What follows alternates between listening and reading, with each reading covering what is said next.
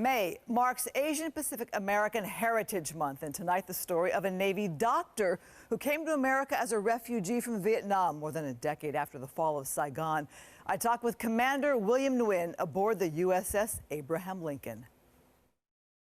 So the circle patch here just is a command patch that has the ship and then the head of Abraham Lincoln, and then over here is the wing, the flight surgeon wing. Commander William Nguyen on the USS Abraham Lincoln when docked in San Diego. As a child, it was an old fishing boat out of Vietnam that in 1986 got him to America as a refugee. How old were you and how did you leave Vietnam? So I was around 12. I was put on a refugee boat. My father at the time thought it was the best idea to separate his children instead of putting everyone in one boat. And because over 1 million Vietnamese was lost at sea or killed, I spent 5 days and night at sea, and then we landed in Malaysia. The nonprofit Catholic Charities sponsored Nguyen to come to the U.S. He spoke no English. His motto now, living the dream. I'm living the dream every day. Nguyen is 47 years old. He's married and has a son. Nguyen grew up in Arizona. He and 4 siblings found family in various foster homes and a taste of Vietnam in a Tucson Buddhist temple. His late foster father, Frank, had served in the military. And when did you decide you wanted to be a doctor? I would say in high school. I saw a show on that Doctor Without Borders, just going around to help people and make a difference. So I thought it would be an amazing thing to do, to go to make a career and also help people. The Navy gave him the medical career of his dreams. To be honest, I joined the Navy because I wanted to get a scholarship to pay for my medical school. I didn't want to have debts and practicing medicine with a huge amount of debt that I think could alter the way I practice medicine. So that was my primary reason why I joined the Navy. Is it fair to say that you're the highest ranking Asian on that ship? Yes, I believe that's true.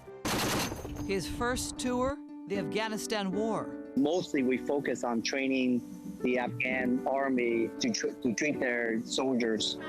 With his family reunited over time, all 5 siblings were present when he promoted to commander in 2015. I will support and defend the Constitution. Support and defend the Constitution. Against all enemies. Against all enemies. The ceremony was aboard the USS Midway, now at museum in San Diego. So help me God. All right, brother. Thank you, sir. His life came full circle with this moment. A father pins his son. He'd been South Vietnamese military back in the U.S. in the Vietnam War and made it to America, too. Amazingly joyous and prideful day for all, him and myself. Dad is, extremely proud to have his son be part of the naval tradition. And for me, it was just a lot of pride to be able to bring that honor to the family. You don't get here without people. As chief doctor aboard the USS Abraham Lincoln, Nguyen is now in charge of the COVID vaccine program. It means getting 3,000 sailors vaccinated. Having to coordinate and dealing with COVID day to day, and then to be able to get to the day where we can vaccinate the entire crew is an amazing thing. How do I know the Nguyen family story so well? I have the privilege to also call you foster brother. Huy, his birth name, and sister Bautron were fostered by my parents for a summer, and Mom fostered his 3 older brothers, Toy, Bao, and Vinh. Obviously, she was like a mom to me too, despite, because we've been in, she raised my brothers, and I spent a lot of time over there despite not being in their foster home. Commander Nguyen had a lot of foster moms. His own birth mother had died when he was a child. You got to be so proud, and also so proud of your mom for all the love that she shared.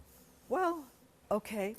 Yeah. Yeah, I get a little emotional because I was away in college when all this happened, so I remember him as a little guy, and I got to go to that ceremony. It's just like, wow, look what you've become. It's really neat, and just a lot of love to the whole Nguyen family. And yet another example, which all your foster stories provide, which is, believing in somebody and showing them love, and look what can happen as a result of somebody believing in their dreams, make an opportunity happen. Yeah. Beautiful story. Congratulations to him, and proud to have him as an American.